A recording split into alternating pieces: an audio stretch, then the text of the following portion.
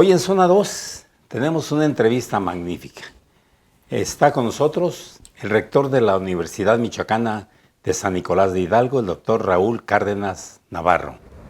Es un honor tenerlo aquí con nosotros y recuerde que Zona 2 todos los miércoles los estrenos en absolutamente todas las plataformas digitales. Busque nuestro canal en YouTube, nuestra página en Facebook, estamos en Twitter, Spotify y también en TuneIn. Bienvenidas y bienvenidos. Bienvenidos.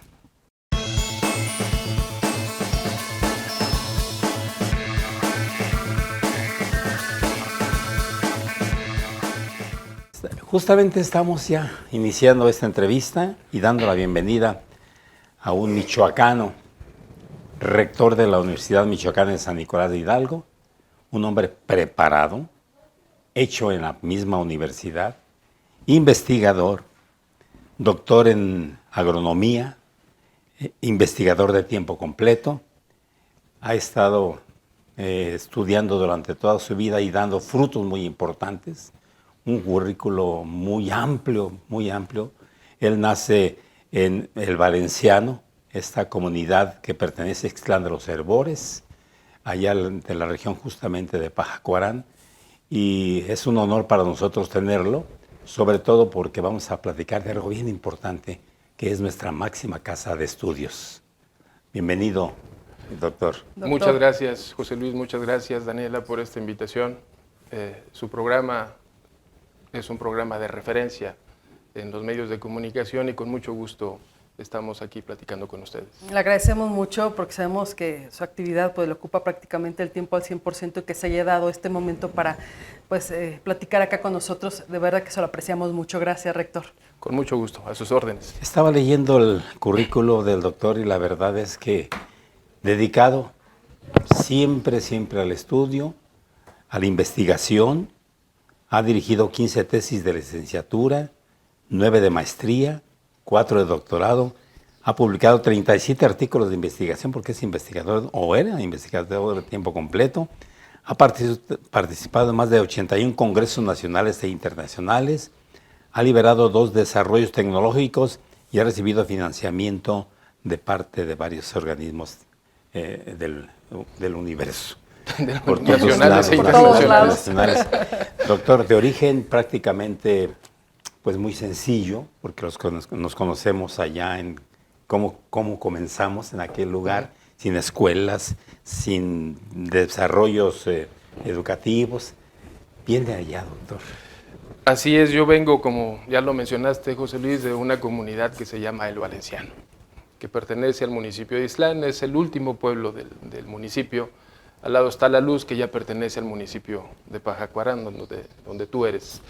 Yo vengo de ahí, allí nací, en este pueblo. Algo que mencionabas hace un momento, la educación era compleja allá, no había posibilidades.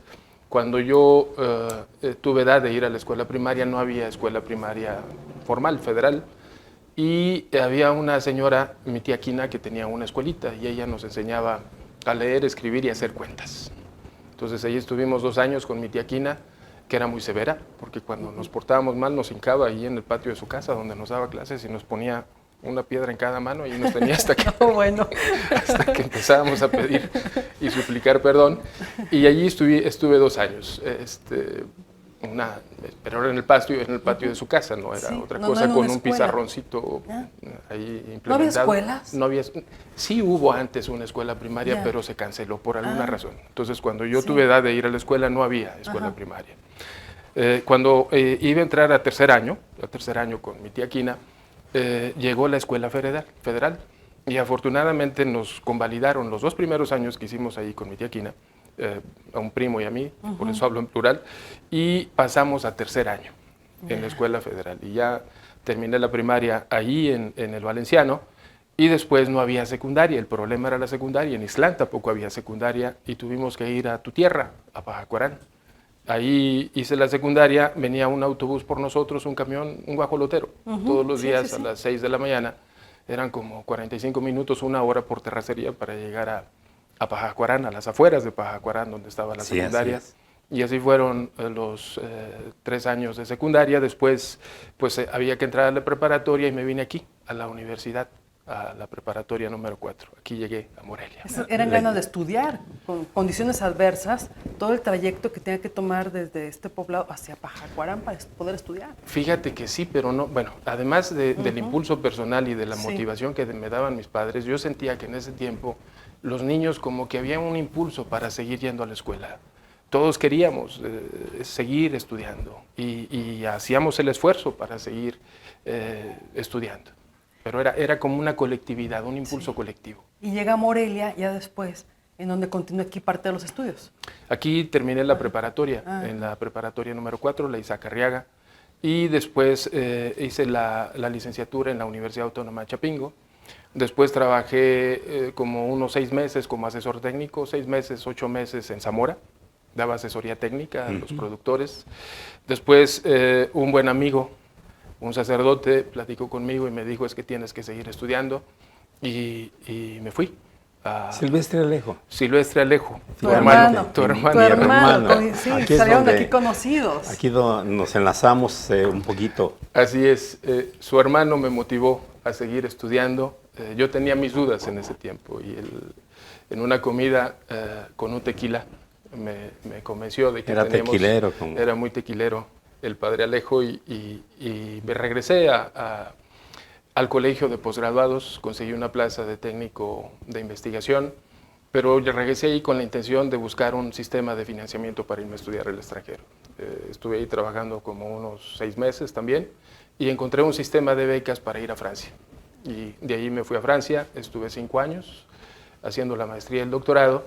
Y después me reincorporo a la Universidad Michoacana, nuevamente ahora como profesor, en 1998. 1998. Ahí, una trayectoria muy amplia, una carrera exitosa y además muy interesante dentro de la Universidad Michoacana. Rector que pues lo lleva a ocupar este cargo, pues yo imagino que se va a sentir muy honrado de ser la máxima autoridad de una de las universidades más importantes, no solamente de México, yo creo que de América Latina. Es una responsabilidad que yo asumí con mucha seriedad y mucho compromiso y la verdad es que sí es un honor, es un orgullo el desempeñarse como rector, porque como tú dices, nuestra historia viene de 1540, cuando se funda el Colegio de San Nicolás Obispo. Sí. Fuimos en 1917 la primera universidad autónoma de América Latina. Aquí estudió Hidalgo, aquí fue rector Hidalgo, aquí estudió Morelos, resguardamos el corazón de Melchor Ocampo, en fin, tenemos muchísima historia. Y afortunadamente la universidad en este momento está retomando su posición. Es importante eso, que la universidad sea primero la máxima casa de estudios del Estado de Michoacán, tiene que ratificarse así, pero que esté entre las mejores universidades de México y una referencia también a nivel internacional, y afortunadamente eso lo estamos consiguiendo. ¿No está en este momento en los buenos niveles de ubicación, doctor? Sí, hemos estado trabajando. Hay diversas maneras de medir el posicionamiento de las universidades. Hay diversos rankings que toman diferentes indicadores para calificar el posicionamiento de las instituciones. Y varios rankings nos califican, algunos en la 6ª posición, otros en la 10ª posición, entre las universidades públicas estatales. Y eso es un muy buen posicionamiento, sobre todo si consideramos el historial que traíamos antes, de muchos conflictos, de tomas, ese tipo de cosas ya no las vemos y más bien estamos buscando el posicionamiento de la universidad a nivel nacional y a nivel internacional. Y lo han logrado porque un egresado de la Universidad Michoacana, además de tener el orgullo de ser nicolaita, sin duda alguna que también es bien aceptado por la sociedad y es fácil que ingrese o no a los empleos, a los trabajos, a la vida productiva. Eso es muy importante y eso pasa por algo que nosotros le llamamos pertinencia de los programas educativos. Como institución autónoma tenemos la facultad de diseñar nuestros propios programas educativos. A mí me tocó en el año 2001-2002 empezar a diseñar un programa de doctorado junto con otros compañeros. El primer doctorado institucional que tiene la universidad, el doctorado en ciencias biológicas. Pero cuando estás diseñando un programa te preguntas, ¿qué le pongo? ¿Cuál va a ser el perfil de egreso? ¿Qué le pongo a la plantilla curricular? Y la inercia es, pues voy a buscar qué tienen otros programas similares y haces tu revisión. Eso más o menos puede funcionar a nivel del posgrado, pero a nivel de la licenciatura hay que tener otros criterios. Y hay que preguntarle a los empleadores, y hay que preguntarle a los colegios de profesionistas. Y eso lo hemos instituido en la universidad. Para darle pertinencia a los programas generamos algo que se llama consejos consultivos, Sí. que no forman parte de la estructura orgánica de la universidad, pero que son consejos en donde confluyen colegios de profesionistas y empleadores, y que una vez que en ingeniería civil, en mecánica, en biología ya tienen un rediseño curricular, Sí. se les pregunta: ¿cómo ven ustedes el perfil de egreso que tenemos? ¿Cómo ven la plantilla curricular? Nada más necesitamos su opinión. No se trata de que estén por encima de la universidad, simplemente denos su opinión para ver cómo hacemos un plan de estudios que sea pertinente socialmente y que le facilite a los jóvenes cuando egresan insertarse al mercado laboral y cumplir bien su función social. Esa estrategia nos ha funcionado mucho para que nuestros jóvenes tengan un mejor desarrollo profesional. Abordaba un tema muy interesante hace un momento y lo vemos, y vaya que lo vemos muy bien. Ya no hay conflictos como antes. Nosotros que tenemos ya muchos años en esto, y aparte fuimos reporteros muchos años, yo recuerdo cuando cubríamos aquellos conflictos tremendos en las casas de los estudiantes que aventaban cilindros de gas que explotaban aquí y allá. Bueno, me tocó uno tremendo ya hace unos 20 años, algo así. Hoy ya no vemos eso. Ya no vemos eso. ¿Cómo lo hizo para controlar? Porque lo hemos visto ahora, ya menos movimientos en los últimos 4 años, más o menos 5 años. Antes era de diario. Pues hay que estar al pendiente, hay que estar trabajando, hay que tener un equipo comprometido, un equipo con experiencia y que esté atendiendo las problemáticas de la sociedad. Cuando un problema se manifiesta, todos salimos perdiendo, de una u otra manera. Entonces hay que prevenir. En lugar de esperar a que el problema salga, mejor hay que atenderlo antes. Y eso hemos estado haciendo. Afortunadamente las cosas nos están saliendo bien. Como tú dices, los conflictos ya desaparecieron. No significa que no haya temas que tengamos que atender de manera permanente y lo estamos consiguiendo. El tema de las casas de estudiantes, de los albergues estudiantiles, los tomamos en una condición muy complicada, pero nuestra política fue dignificarlos. Es decir, desde mi manera personal de ver las cosas, son jóvenes que si no tienen esa posibilidad, no podrían acceder a la educación superior y algunos de ellos a la media superior. Entonces son jóvenes de muy bajos recursos que vienen con la intención de estudiar. Sí. Y nosotros lo que decimos, bueno, si quieres estudiar, pues vas a estudiar. Entonces estamos trabajando con ellos para dignificar sus espacios. Los hemos dignificado, los hemos depurado también. Es importante, los han depurado. Y se han depurado. Se han cerrado algunos albergues, que eran albergues fantasmas, y se han cerrado algunos otros que estaban en condiciones muy complicadas. Cambiamos a los muchachos a otro lado. Eso ya lo puedo decir. Había una casa por ahí enfrente de Carrillo Puerto. Sí, claro. Al lado de una funeraria. Sí, sí, lo ubicamos. Una situación muy complicada para los muchachos que se quejaban de que incluso había corrientes con sangre que pasaban ahí por el lado de la cama. Sí. Entonces tuvimos que cambiarlos a otras circunstancias donde están mejor y se pueden dedicar más completamente a sus estudios. A lo suyo. Porque es muy importante, muchos estudiantes que pasaron por las casas ahora son profesores, son profesionistas muy importantes. Desde luego que a mí me llama poderosamente la atención el poder que en su momento alcanzó el sindicalismo allí en la universidad y cómo tenían prácticamente estrangulados, no solamente al rector, sino a toda la institución. Ellos ordenaban y mandaban. No sé si está equivocado, doctor, y cómo ha evolucionado esta interrelación. Yo creo que ha cambiado, ha evolucionado positivamente para la universidad. Hemos trabajado de tal manera que algo importante es mantener los contratos colectivos de trabajo. Trabajemos en eso, esa fue mi línea con ambos sindicatos. Tuvimos una muy buena comunicación con el sindicato de profesores. No tuvimos una buena comunicación con el sindicato de empleados, pero de una u otra manera hemos seguido avanzando. La comunicación nunca se rompió. Se pasó de ser una comunicación verbal a una comunicación por escrito y formal, de manera que se le pudiera dar seguimiento a los acuerdos. Y afortunadamente hemos conseguido cosas que eran impensables. Cuando nosotros llegamos había un compromiso institucional que firmó el rector anterior para conseguir 500 millones de pesos y cerrar el ejercicio fiscal del 2018. Firmó un convenio de asignación de recursos extraordinarios que implicaban algunos compromisos. Y había un compromiso muy importante que era reformar el sistema de jubilaciones y pensiones. Cuando nosotros llegamos, ese compromiso estaba ahí. no lo firmé yo como rector, pero era un compromiso que se firmó por parte de la rectoría y lo tuve que asimilar institucionalmente. Además, no teníamos mucho de dónde escoger. La subsecretaría de Educación Superior estaba atenta y tuvimos que entrarle. Algo que se había planteado en décadas anteriores y nunca se pudo conseguir, nosotros lo conseguimos. Trabajamos con los sindicatos y a finales del 2019 firmamos el acuerdo con el sindicato de profesores y a principios del 2020 firmamos el acuerdo con el sindicato de empleados. Conseguimos la reforma al sistema de jubilaciones y pensiones y eso nos permitió gestionar recursos para los años subsecuentes. Sí. Nos facilitó, si no hubiéramos cumplido ese compromiso en ese año, a finales del 2000, no hubiéramos tenido dinero ni para el 19, ni para el 20, ni estaríamos en este momento. Como venía ocurriendo, doctor. Exactamente. Venía ocurriendo esto, que en septiembre ya no había dinero. Sí. Y ahora, aparejado a eso, tuvimos que meter programas de contención del gasto, de uso eficiente de los recursos. En fin, hemos trabajado por todas las trincheras de manera que la universidad dejemos de lado el asunto financiero y nos dediquemos a lo que tenemos que dedicarnos, a la docencia, a la investigación y a la difusión de la cultura. ¿Hay buena relación en este momento con el sindicato de empleados? Hay comunicación formal. Con los dos. Con los dos.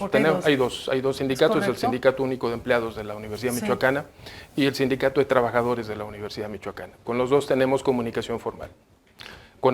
Incluso con el Sindicato Único de Empleados de la Universidad Michoacana, para la revisión contractual de este año, no sabemos qué pasó, en algún momento se desistieron de hacer la revisión contractual, pero después dijeron que no y empezaron con procedimientos jurídicos para ampararse de una decisión que ellos habían tomado y que la Junta, en el momento que la Junta Local de Conciliación y Arbitraje, cuando recibe el desistimiento, pues archiva la revisión contractual.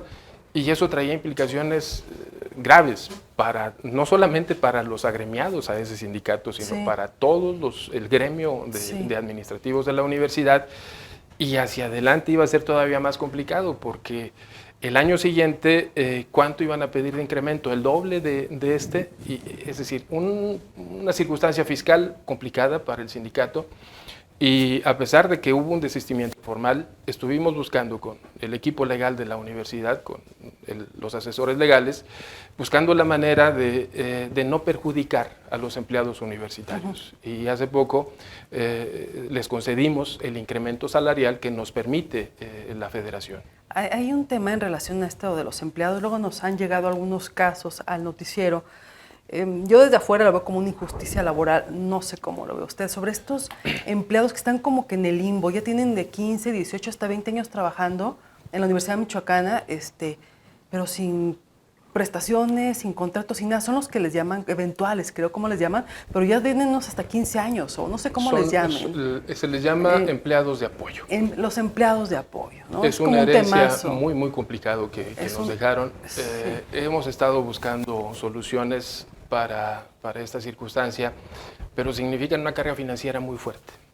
El ingreso de la mayor parte de estos empleados es criticable, no necesariamente fue por las vías normales de ingreso como empleados a la universidad. Nosotros nos dimos cuenta de la cantidad de empleados que son muchos.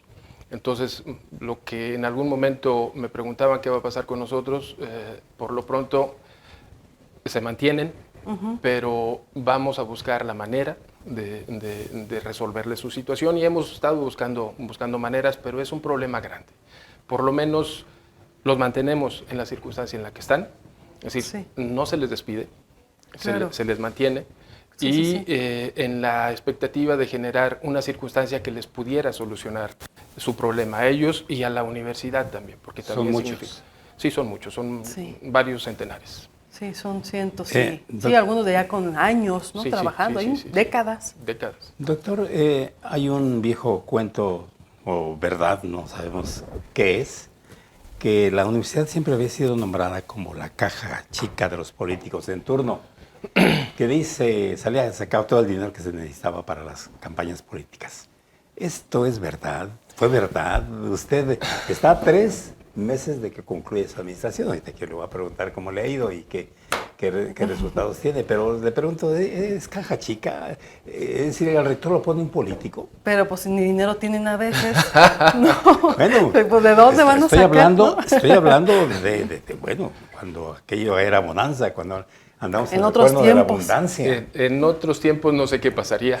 Es lógico, pero... Hubo épocas en donde, dicen algunos, los perros se amarraban con longaniza. ¿Ya ven? Sí. En este momento los perros no se amarran con No hay longaniza. ni perros ni longaniza. Ni longaniza ni perros. No hay nada. En fin, con nosotros no. Y les digo sinceramente, y además por una circunstancia de que no es posible, porque los procesos de fiscalización son cada vez más y más severos. Entonces es muy difícil manipular o dirigir los recursos hacia áreas donde no corresponden, o incluso recibir un recurso. Sí, la universidad llega a una cantidad X de dinero. Cuando llegan las auditorías tengo que justificar por qué llegó ese dinero. Y si hay dinero que sale, tengo que justificar por qué sale el dinero. Pero no solamente justificar, ya tienen que ser con documentos fiscales, con CFDIs, con cuestiones muy electrónicas. La Auditoría Superior de la Federación tiene mecanismos electrónicos que pueden hacer cruces con Hacienda para darle seguimiento a cada factura de manera individual. Entonces es muy complejo que se puedan hacer ese tipo de cosas en este momento. Además de que no es saludable. Tenemos pocos recursos, no tenemos los recursos suficientes para terminar los ejercicios fiscales y hay que hacer un uso eficiente de los mismos. No se vale andar utilizándolos en cosas que no son apropiadas. Y en este tema del ejercicio fiscal, ¿cómo andan en este momento? ¿Van a alcanzar a cerrar o van a pedir el apoyo para este año? No vamos a alcanzar. De hecho, a principios del año, cuando el Congreso aprueba el presupuesto que viene a la universidad, nosotros nos damos cuenta de que pues, va a ser insuficiente. Eso sí, algo que agradecemos al señor gobernador, el maestro Alfredo Ramírez Bedoya, y al Congreso, que posteriormente aprobó el presupuesto de egresos, que nos concedieron 291 millones de pesos más este año con respecto al año anterior. Eso nos da más holgura para avanzar más en el tiempo, pero vamos a necesitar igualmente recursos extraordinarios para cerrar el ejercicio fiscal de este año. ¿Muchos? Menos que los que necesitamos el año pasado, yo creo que va a ser la mitad o menos todavía. Ya estamos platicando con el gobernador, con el subsecretario de Educación Superior también para buscar el mecanismo de un apoyo tanto de la Federación como del Estado. ¿Cuánto faltaría, doctor? La cantidad no la tengo completamente, la verdad.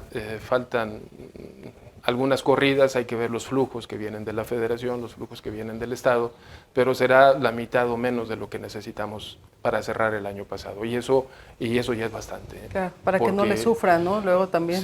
Sí, le batallan mucho. Nosotros cuando llegamos agarramos un déficit de más de 1,000 millones de pesos. Entonces ahora, el año pasado necesitamos 650 para terminar.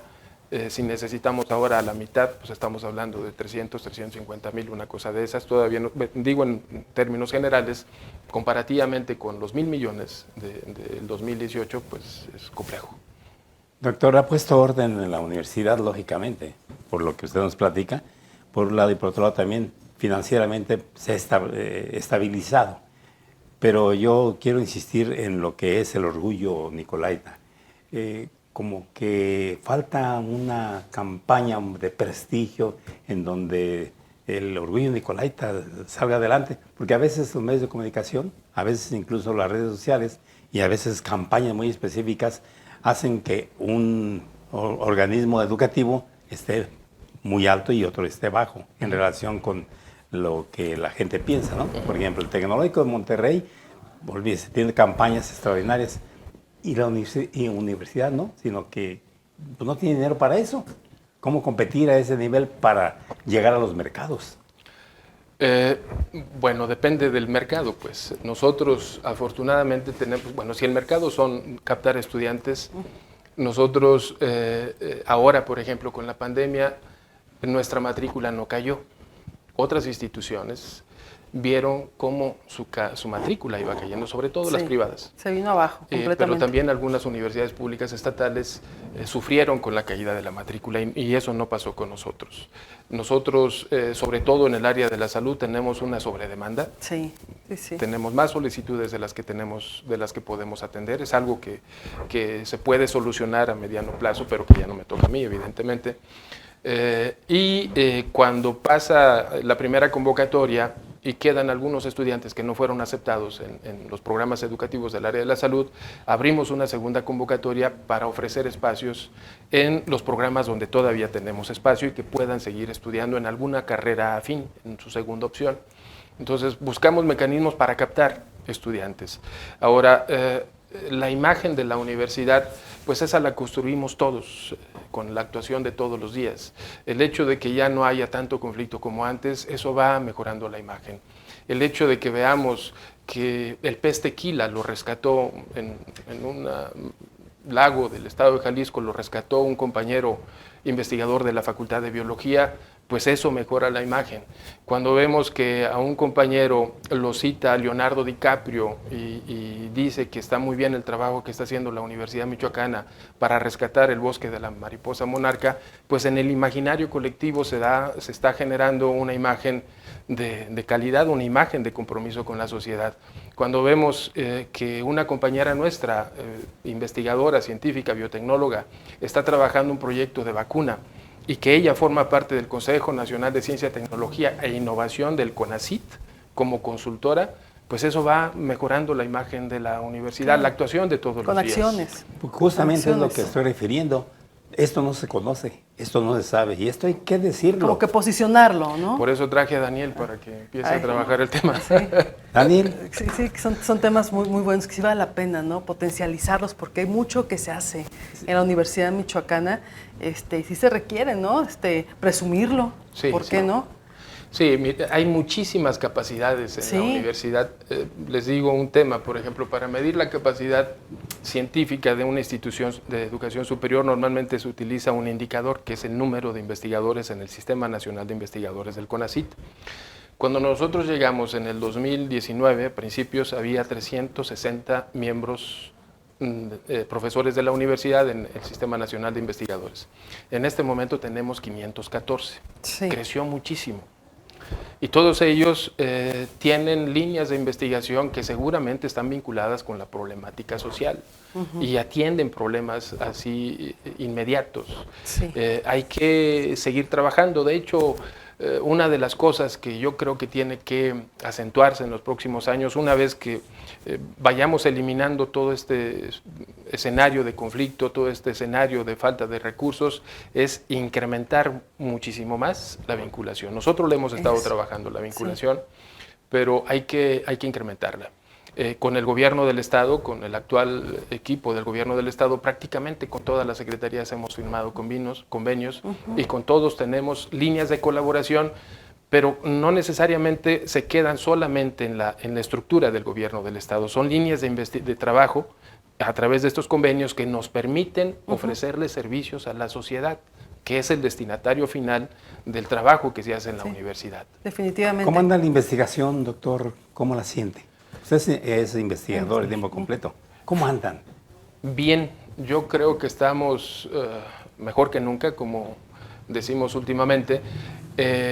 Como les dije, crecimos en el número de investigadores en el Sistema Nacional de Investigadores, pero además el Sistema Nacional de Investigadores tiene categorías: candidato, nivel 1, nivel 2, nivel 3 y emérito. Los niveles 2 y 3 se incrementaron y ya tenemos el primer emérito también del Instituto de Investigaciones Químico-Biológicas, y eso significa que la estructura de investigación se está consolidando porque tenemos niveles cada vez mejores en el sistema. Nuestros investigadores están haciendo mejores y eso significa que tienen una infraestructura tanto física como humana, con apoyo de estudiantes de licenciatura y posgrado también, que están haciendo avanzar sus líneas de investigación. Es decir, la investigación va avanzando bien en la universidad. ¿En qué temas, doctor? En todas las áreas. En todas hay investigadores. En todas las áreas tenemos investigadores. Afortunadamente, 514 investigadores distribuidos en todas las áreas del conocimiento es un potencial grandísimo para la universidad. ¿Creció con usted?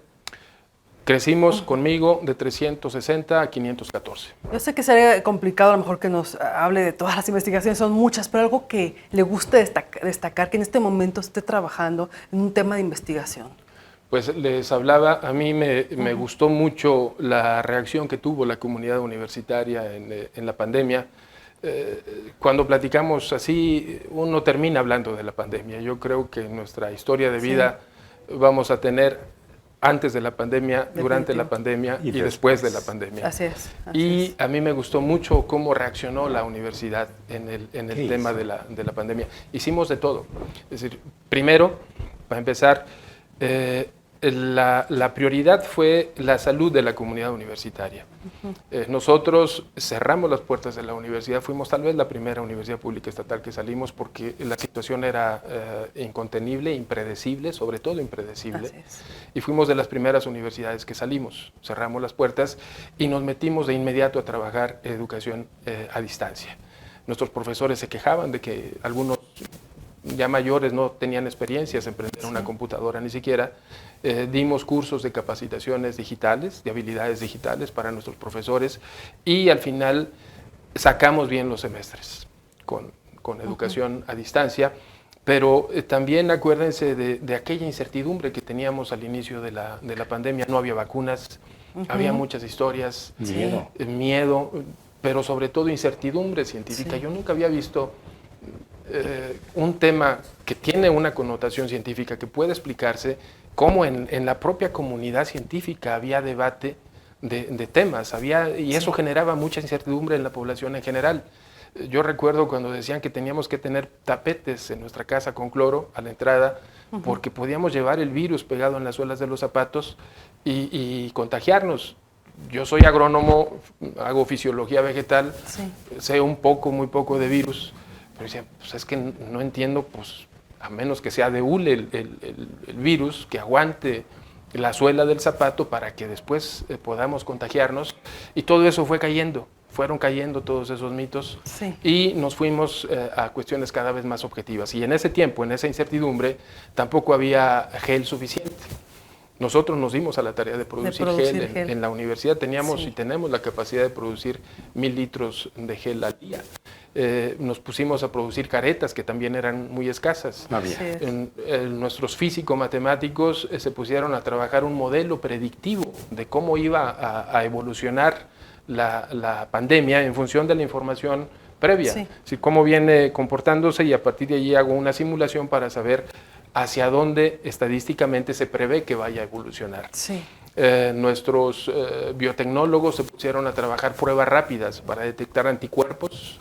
Esos ya están listos, los tiene el IMSS en este momento, y también estuvieron buscando la manera de detectar el antígeno para una detección más directa. Y también les comentaba, nuestros equipos de psicólogos, por ejemplo, establecieron programas de atención psicológica para niños, para adultos mayores, para parejas, en fin, nuestra comunidad de psicología se comprometió. También otro equipo de biotecnólogos se puso a trabajar la vacuna. Es un proyecto que sigue avanzando en colaboración con el Instituto Mexicano del Seguro Social y ahora también en mucha vinculación con el CONACYT. Y además, ya a finales de las fases más álgidas de pandemia, impulsamos un proyecto más que también me pareció muy interesante, que acaba de recibir financiamiento del CONACYT, me comunicó ayer el investigador, es el trabajar un medicamento, que yo creo que es mejor, porque las vacunas es un cuento de nunca acabar, y lo estamos viendo. Yo ya llevo 3 o 4 refuerzos, ya ni sé cuántos, y seguramente me voy a poner más. Y así vamos a estar todos, con refuerzos, y con la incertidumbre de saber si el refuerzo me va a servir o no, y porque nos estamos enfermando igualmente, con refuerzos o sin refuerzos. ¿Y se le da una medicina? Y se está trabajando un medicamento. ¿Desde aquí? Desde la universidad. Acuérdense del H1N1. Nunca se habló de vacuna de H1N1. Y no se habló de vacuna porque había medicamento. Entonces, si se cuenta con un medicamento y tengo los síntomas porque me contagié de COVID, pues me tomo el medicamento que evita la inflamación de los tejidos y con eso evito los síntomas, se me pasa, mi cuerpo reacciona, genera los anticuerpos necesarios, elimina el virus y se acabó. en lugar de estar vacunándonos periódicamente. Entonces, ¿Y cómo va ese medicamento? Va bien. ¿De avanzado? Va bien, sobre todo llega un momento en que la capacidad financiera de la universidad tiene sus límites, sobre todo para la vacuna. Llegó un momento en que pues, platicamos con el director general del IMSS, con el licenciado Zoé Robledo, y le presentamos nuestro proyecto, pero le dijimos, a partir de aquí nosotros ya no podemos seguir. Necesitamos desde laboratorios con altos niveles de seguridad que no tenemos hasta financiamiento. También el medicamento pues llega un momento en que ya no lo podemos soportar nosotros con presupuesto universitario, y hicimos una reunión con la directora general del CONACYT, le presentamos el proyecto y nos está apoyando. Finalmente va a llegar presupuesto para que siga avanzando. O sea, puede ser realidad. Puede ser realidad. Y son cosas que hay en la universidad. Claro. Esa es una pregunta que da cuenta de que a veces dudamos de la universidad. Sí. Yo algo que le digo a la gente es, le tengo plena confianza a los científicos de la Universidad Michoacana. Yo les comentaba, yo hice mis estudios de posgrado en Francia, tuve compañeros de varias nacionalidades allí en Francia, además de franceses, y algunos están trabajando en Estados Unidos, otros se fueron a Sudáfrica, otros a Austria, y hacemos investigaciones al mismo nivel. A veces con infraestructura más o menos limitada, pero nuestra investigación y nuestro enfoque es de vanguardia. Y lo mismo pasa en todas las áreas del conocimiento. Hay que tenerle confianza a los científicos de la Universidad Michoacana, y les aseguro que ellos mismos van a tener más confianza y van a poder realizar mejor su trabajo. Pero hay muchísima capacidad y en todas las áreas del conocimiento. Pues parte de su administración, doctor, le toca precisamente la pandemia. Eso estaba pensando. 2 años de pandemia. ¿Sí? Seguramente le impidió poder avanzar en lo que había pensado. ¿Está tranquilo con lo que pudo realizarse? Porque estamos a 3 meses de que concluya su administración. Así es, pero fue una crisis social global.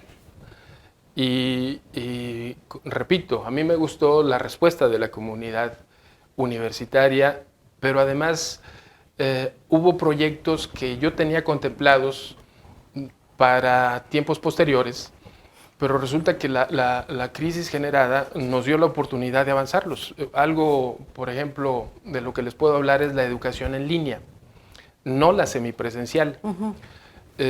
La universidad tiene 17 nodos, en igual número de cabeceras municipales. Y llegó un momento cuando llegamos nosotros a la administración, todos los municipios querían un nodo. Yo tenía el desfile de presidentes municipales de que quiero un nodo. Algunos pedían un campus, otros pedían un nodo. Bueno, un campus no se puede, esos son muchos millones de pesos. Un nodo podemos ver, pero la capacidad de la estructura electrónica para los nodos ya estaba saturada. Ya no cabía uno más, pero ya nada más. Y además eso no resuelve el problema de acercar la educación superior a toda la geografía michoacana, porque finalmente están localizados en 17 puntos geográficos y tiene que haber desplazamiento, porque es la cabecera municipal, tienen que desplazarse del interior del municipio y a veces de otros municipios. Sí. Entonces está limitado, además de que ya no había capacidad. Y empezamos a trabajar un programa, un proyecto de educación en línea. De hecho, hicimos modificaciones a la estructura orgánica de la universidad que aprobó el Consejo Universitario, y la Dirección de Educación a Distancia la convertimos en Dirección de Transformación Digital. Ya. Eso ha venido replicándose en otras instituciones. Nosotros fuimos de los primeros porque queríamos transformar esta área y pasar de la educación en línea o a distancia, que significa que el profesor está en Morelia frente a una cámara, y en el mismo momento en 17 puntos geográficos los estudiantes están recibiendo la señal. Eso es presencial, eso es síncrono. Entonces nosotros nos vamos a educación completamente en línea, y eso significa en una plataforma que es nuestra, que es desarrollada en la universidad, subimos todos los contenidos programáticos de toda la carrera. Y el muchacho el estudiante, cuando ya es nuestro estudiante, cuando tiene tiempo baja los contenidos y va avanzando.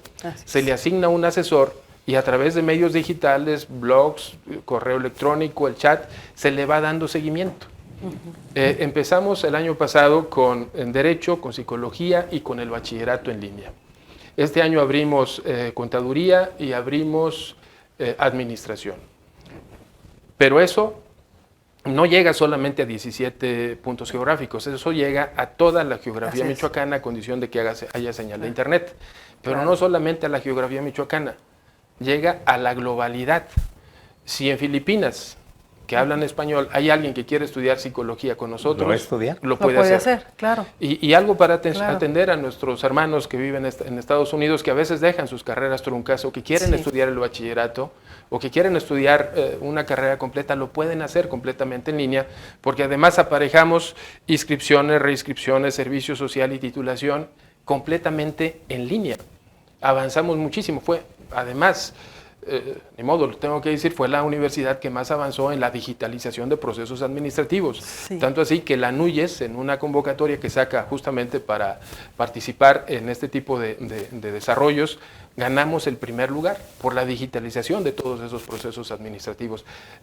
Titularíamos seguramente 8,000 estudiantes en condiciones de pandemia, en línea completamente. En fin, todo eso nos generó la circunstancia de la pandemia para que la universidad sacara desarrollos que no tenía en ese momento. La pandemia les trajo oportunidades a ustedes que las tomaron, lo supieron hacer y están los resultados. Y ahí están. Ahí están los resultados. Y eso va a crecer, la educación en línea tiene que seguir creciendo también. Definitivamente, estoy de acuerdo. Viene el cierre. 3 meses. Yo le quiero preguntar... ¿Y va a descansar, doctor? ¿O no, cuando diga, ya está, aquí deja de ser rector, así como que me liberé? Yo creo que es un orgullo, ¿no? Sí, definitivamente es un orgullo y un honor. Lo debe repito, llegar todos los días a las oficinas de la rectoría y hacerla avanzar cada día. Hay que trabajar por ella. Y algo muy interesante que me encantó cuando estábamos aquí compartiendo información que usted dejó, pues de sus actividades al 100%, bueno, no al 100%, se quedó nada más con una materia, ¿verdad? Pero las dejó para concentrarse en lo suyo, que en este momento, pues es la rectoría, porque si hemos conocido otros casos, no voy a dar nombres, ¿verdad? Pues hacen las dos cosas, pero a qué horas duermen, o sea, investigan, dan clases y están en la rectoría y venden pozole los domingos. Y se van a velar a un centro comercial. Sí, hacen de todo. Y pues, ¿cómo le hacen? Es ¿A imposible. qué horas? Bueno, ¿no? A lo mejor es posible, pero en detrimento del trabajo como rector en la rectoría. Efectivamente, les comentaba yo, hice algo que no se hacía anteriormente. Quienes me precedieron en la rectoría, se tenía la costumbre de cobrar como rector y ejercer la plaza de profesor investigador a medio tiempo. Y además, si se tenía la membresía en el Sistema Nacional de Investigadores, también se cobraba la beca. Pero en términos prácticos yo platiqué con mis funcionarios, porque no solamente fui yo, a los funcionarios de primer nivel también les dije que teníamos que entrar al mismo esquema, porque estuvimos buscando la rectoría y dije, ahora que ya tenemos la rectoría, pues tenemos que trabajar por la universidad. Sí, claro. Entonces, renunciamos a nuestra plaza de profesores investigadores, nos quedamos solamente con una materia para no afectar nuestra antigüedad, entonces de tiempo completo a la rectoría, pero además, si éramos, que era mi caso y el de varios miembros del Sistema Nacional de Investigadores, quisimos pedir permiso. De hecho, hablé con la directora general del CONACYT para buscar la manera de que nos dieran permiso. Es decir, no me evalúes cuando me toca. El tiempo que me falta para la evaluación me lo tomas a partir de que me reincorpore de mi permiso y eso me da la posibilidad de seguir teniendo producción. Pero ella me dijeron en el CONACYT, no es posible porque sigues con actividad administrativa al interior de la universidad. Si fuera fuera de la universidad, eso sí se podría. Sí. Como no nos dieron permiso, tuvimos que renunciar. Y significa que ahora para volver a ingresar tenemos que ingresar desde cero, no con permiso. Entonces renunciamos también al Sistema Nacional de Investigadores porque tampoco es posible. Mantener la membresía en el sistema es publicar 1 o 2 artículos al año. Y cuando estás trabajando en la administración universitaria, al menos como rector, la verdad es que no tienes espacio para abstraerte y dedicarte a darle seguimiento a una investigación o a ponerte a redactar un artículo científico y defenderlo ante tus pares cuando hay la interacción en el momento de publicarlo en una revista. No hay tiempo. Entonces nosotros decidimos dedicarnos al 100% a la rectoría y a la administración universitaria. Pero va a concluir y yo le quiero preguntar, doctor Raúl, ¿no ha pensado en las cuestiones políticas? Yo tengo 3 meses ahorita para terminar toda la concentración. Cuando termine, porque el prestigio que se ha obtenido como rector y todo lo que nos ha platicado, lógicamente que puede ser... Hasta gobernador, ¿por qué no? Es que no sé, no le llama la atención. No estoy, ¿cómo te dijera? Tú viste mi currículum, mi trabajo ha sido al interior de la universidad, Sí. al interior de la universidad. No tengo filiación con ningún partido político. Y bueno, ahorita mi trabajo es en estos 3 meses dedicarme al 100% a la universidad, y la idea que tengo es reincorporarme como profesor terminando. Sí. Tengo algunas ideas también como investigador. Yo trabajo cuestiones de nutrición en hidroponía y trabajo arándano, entonces voy a seguir trabajando mi línea de investigación y desarrollarme y seguir trabajando para la universidad. ¿Y se lo llaman ahí para ser candidato? ¿Para qué? Si ahorita no hay ninguna candidatura. Pero ya viene. Va de bajadita ya la cosa. Bueno, es que yo creo que porque un ex rector fue pues, gobernador interino, pero pegó, ¿no? Pero pegó y estuvo ahí. Pero estuvo ahí. Pero, Hasta ahí ¿qué es lo que pegó? Estuvo ahí le ¿Pegó dejamos. su chicle o pegó la historia? O... Un golpe de suerte. A eso me Pues refiero. yo no sé si Así para pegó. los michoacanos, pero Pues para él sí. Pero bueno, eso lo decimos nosotros, no se preocupe usted, es otra eso lo decimos historia. nosotros. Es otra historia. Yo le quiero preguntar, falta realmente muy poco tiempo, doctor. ¿Se va satisfecho con los logros obtenidos? ¿Y cuáles con que tiene que retomar en la próxima administración? Bueno, hay muchos temas, platicábamos hace un momento de algunos de ellos, pero a ver, primero, a 3 meses de concluir el ejercicio de la rectoría, yo estoy completamente satisfecho de lo que hemos hecho en la universidad y estoy muy agradecido con el equipo de trabajo que ha estado colaborando conmigo y también con la comunidad universitaria, con quien hemos impulsado grandes proyectos que no se habían hecho. El asunto de la reforma del sistema de jubilaciones y pensiones, que le dio mucha viabilidad a la universidad. Hemos hecho cosas que tampoco... Imagínense, nuestro plan de estudios del bachillerato tenía más de 29 años que no se había actualizado. Actualizamos el plan de estudios del bachillerato. No se contaba con un modelo educativo. Cada vez que íbamos a que acreditaran un programa educativo nos pedían el modelo y no teníamos un modelo avalado por el Consejo Universitario. Ya lo tenemos. El plan de desarrollo 2021-2030 también lo generamos ya. Había otros programas de derecho, por ejemplo. 35 años sin actualizar su plan de estudios. Increíble. Y ya se había hecho una actualización, ya la había aprobado el Consejo Universitario, pero no se pudo implementar en la facultad. Nosotros, en coordinación con el director y la posterior directora que está en la Facultad de Derecho, avalamos el nuevo plan de estudios en el Consejo Universitario y se está implementando ya en la Facultad de Derecho. Lo mismo pasó para Químico Farma, que en este ciclo escolar ya empezaron con un plan de estudios nuevos que tenía 45 años que no se actualizaba. Sí. El plan de estudios de medicina también se está actualizando. En fin, hemos hecho avances, actualizaciones, en fin, hemos puesto a la universidad a la vanguardia y eso la verdad es que me genera también muchísima satisfacción. Y porque además no es un trabajo solamente de la rectoría o de la administración central, es la coordinación con las dependencias universitarias, con las facultades, con los institutos, y eso es satisfactorio. ¿Quedan pendientes? Claro que te quedan pendientes. A mí me hubiera gustado inaugurar el campus de Zamora, de nuestra región. Nuestra región.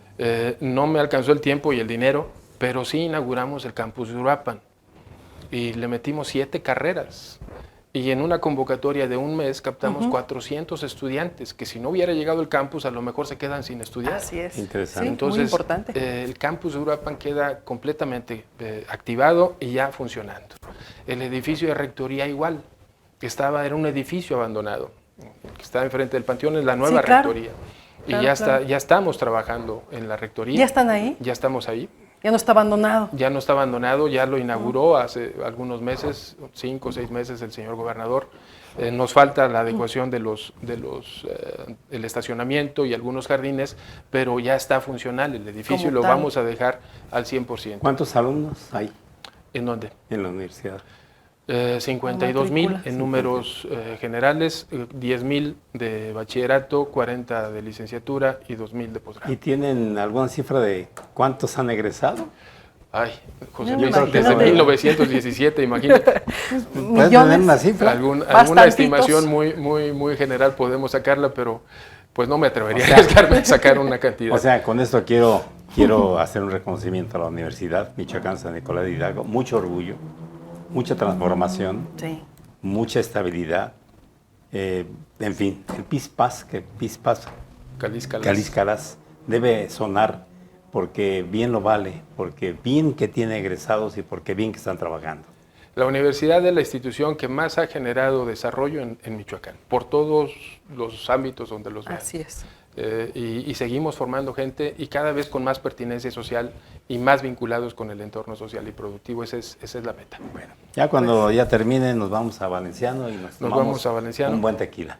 1800, sí. 1800. Me ya invitan No invitan vamos a para decirlo. probarlo, porque nada más lo Nos gusta el presumen. 1800 Ok, pues nos Añejo. tomamos un buen tequila, añejo. añejo. Los dos tomamos el mismo tequila. Se lo echan en su tequilazo. Qué placer saber que es de Valenciano, doctor. Qué placer saber que es de Ixtlán de los Herbores, de aquella región, y qué placer conocer su trabajo. Muchas gracias, José Luis. Y estamos a sus órdenes. Al Daniela. contrario, rector, muchísimas gracias. Le valoramos su tiempo que ha accedido a esta entrevista. Sabemos que no le encantan porque no a todas las personas les gustan las entrevistas. No es fácil y mucha gente no se acostumbra. Pues por eso, de verdad, nos sentimos más honrados, rector, de que haya aceptado nuestra invitación. Muchísimas gracias por la oportunidad de platicar con ustedes y llegar a la sociedad a través de ustedes. Muchas Y gracias. sabe que yo quiero concluir diciendo que Silvestre Alejo Martínez, yo creo que está muy contento Seguramente. del logro de Raúl. Seguramente. Y muchas Seguramente. gracias también al padre Alejo. Muchas gracias. Gracias, rector. Y a ustedes muchísimas gracias por su atención. Recuerde todos los miércoles estrenos aquí en Zona 2, 8 de la noche, en todas las plataformas digitales. Orgullosos de la Universidad Michoacana de San Nicolás de Hidalgo, muy nuestra. Gracias. Gracias. Muchas gracias.